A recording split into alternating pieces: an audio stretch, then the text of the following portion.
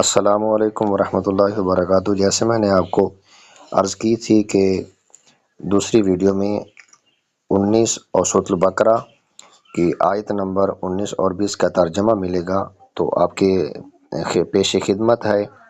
یا ان کی مثال آسمان سے اترنے والے بارش کی طرح ہے، جس میں تاریکیاں اور گرج اور چمک ہے۔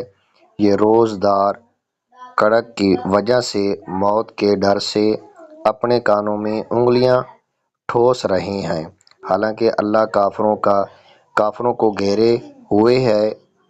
بجلی یوں معلوم ہوتی ہے کہ ان کی نگاہیں اچک لے جائے گی۔ حالت یہ ہے کہ جب کچھ روشنی ہوئی تو اس میں چلنے لگے، اور جب ان پر اندھیرا چھا گیا تو کھڑے رہ گئے، اور اگر اللہ چاہتا تو ان کے کان اور ان کی آنکھیں سلب کر لیتا۔ بے شک اللہ ہر شے پر قادر ہے۔